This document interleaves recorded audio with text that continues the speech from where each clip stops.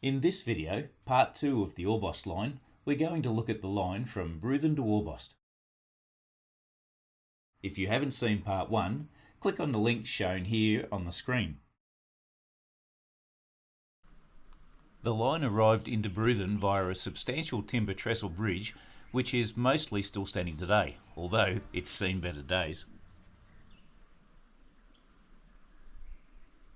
The rail trail runs right through to Orbost with small information boards about the railway at points along the trail. Today the Bruthen platform still exists in good condition, even though the passenger service ceased in the 1930s. The Orbost line primarily carted farming and timber produce. Bruthen was opened for traffic on 10th of April 1916 as a staff station, with the staff sections being to Bairnsdale on the upside and Wayara on the downside. Home signals were provided at both ends of the yard, with the points being plunger locked. A station master was also appointed in 1916. Bruthen Yard had 3 roads with a dead-end siding at the up end. The dead-end sidings at the down end were provided in 1950 and were also secured via plunger locking. The line closed in 1987 with the rails being removed in the mid-1990s. The line continues on from Bruthen, running under the main road and over the Tambo River on an impressive concrete and steel bridge that now supports the rail trail.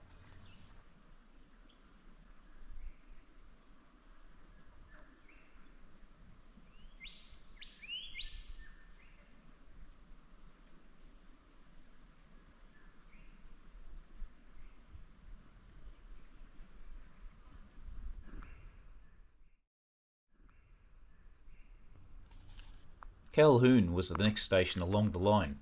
These days there is nothing left to see of Calhoun. Opened for traffic with the line in 1916, Calhoun was run under no one in charge conditions and was provided with a loop siding that was staff locked. A passenger platform was provided that was reduced in length to 50 feet in 1956. This station was closed to all traffic in 1964.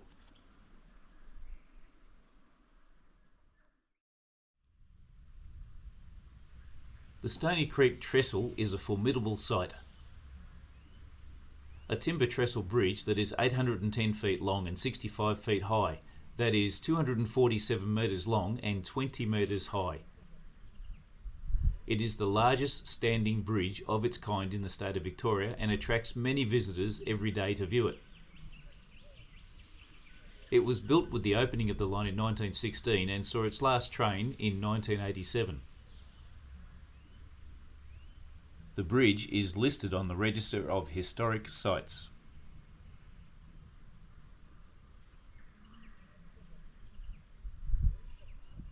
Built in red ironbark and grey box timber, it shows the skills of the people involved in building the railways to navigate the terrain in the early 1900s with the materials they had around them. The bridge is slowly succumbing to the ravages of time and is fenced off with no access to walk on the bridge at all due to its poor condition. There are, however, 2 viewing areas, with one at the base and another close to the top of the bridge. Approaching Wayara, we cross the Boggy Creek Bridge, built in 1916. Listed with the National Trust as a historically significant, unique and complex 17-span curved single-track composite railway bridge, it has solid concrete piers holding huge 60-foot-long wrought iron girders over the main channel that were recycled from the North Eastern Railway. Timber spans on either side complete the bridge over the Boggy Creek.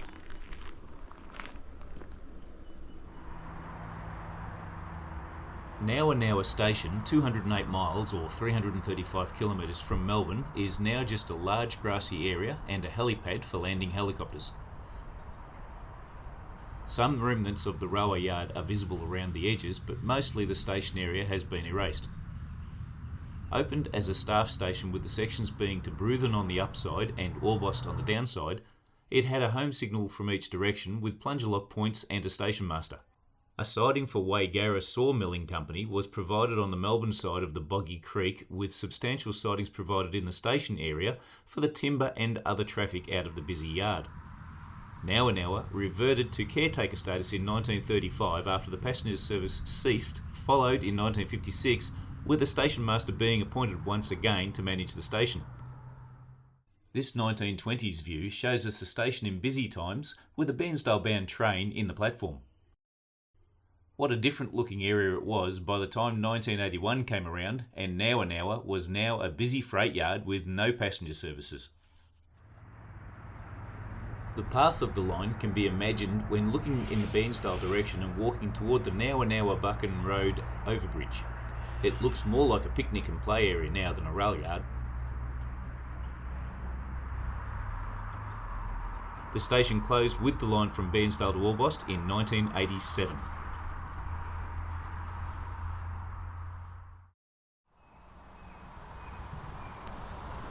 Not quite a kilometre out of the Wayara station yard, we find a timber trestle hidden in the bush crossing the Ironstone Creek. Very much worse for wear, but still proudly standing and stating that there was once a railway line running through here.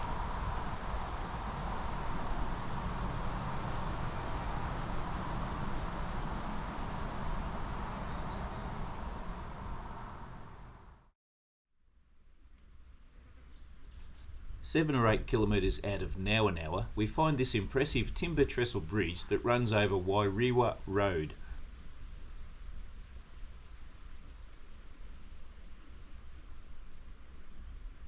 Unfortunately, in January of 2020, a bushfire in the area burnt the bridge, with around 1/3 of it collapsing.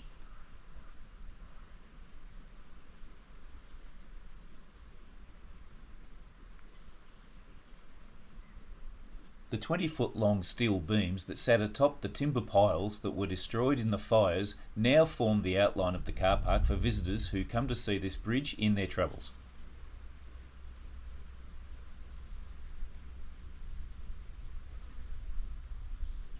We still have the remaining 2/3 as an example of this large timber trestle bridge that stood at around 55 feet high at its tallest point.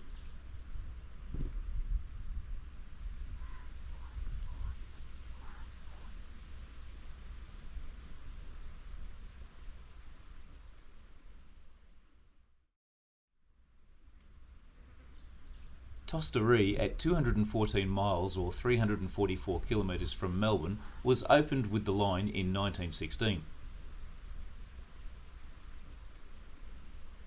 It was run under no one in charge conditions and had a loop siding that was secured by staff lock at both ends, with the train staff being the key.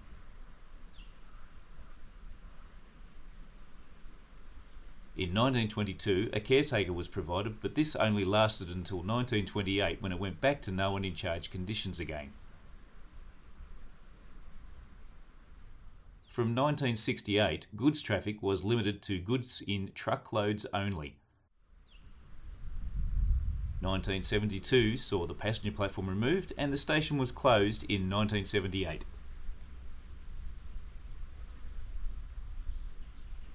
There is nothing really to see at Toster, and the only way I could be sure I had the right location was by studying the section diagrams for the construction of the line. It shows the embankment to the side of the line being right in the middle of the station grounds.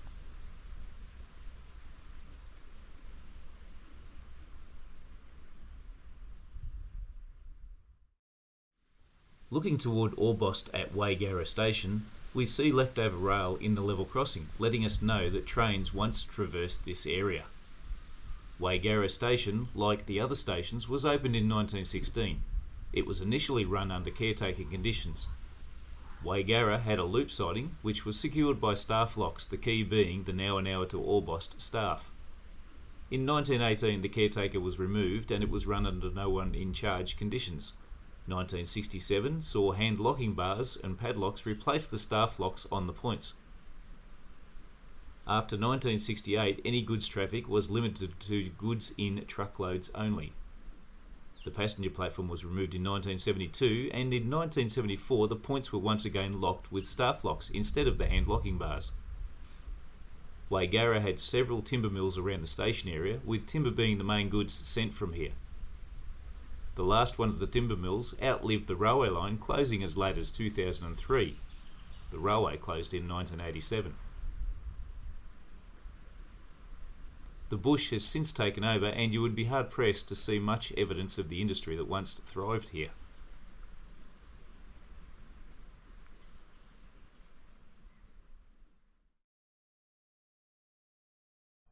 The Snowy Rail Bridge at Orbost is Victoria's longest trestle bridge at nearly half a mile long, or 770 metres long. It crosses the snowy floodplains to get the railway into Orbost station and is visible from space. Actually, it's not visible from space, but it is visible from the Princes Highway that runs parallel to it. The bridge is currently undergoing a restoration to make it safe to be used as a walk and cycle way and be included as part of the East Gippsland Rail Trail.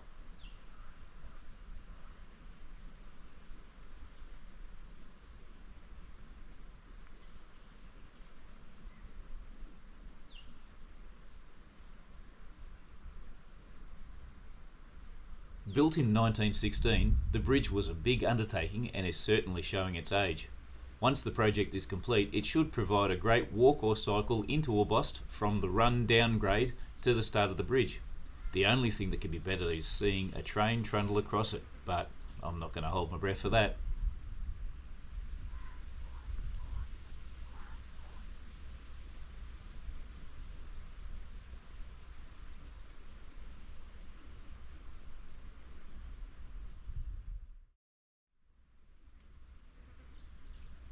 Coming into the rail yard, we still have a little more trestle bridge to negotiate.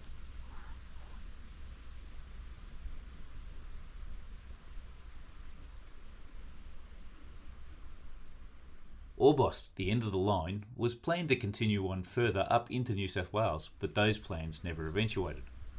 The railway never got any further than here on the opposite side of the Snowy River to the township of Orbost. Opened in 1916, Orbost was provided with a home arrival and a home departure signal, whilst the station was run by a station master. A 53-foot turntable was supplied, with the points to the turntable being plunger locked and secured by an annet lock. 1935 saw the withdrawal of the passenger service from Bairnsdale to Orbost. 1957 saw a gantry crane siding provided with the points secured by an annet lock. The turntable was removed in March of 1960. 1980 had the position of station master removed, and the station and the line past Bairnsdale was closed to all traffic in 1987. Bairnsdale is now the furthest east any train can travel in Victoria. Past that point now is by bicycle on the old rail reserve. Thanks for watching, and if you like what you saw, don't forget to like, comment, share, and most importantly, subscribe to our channel here.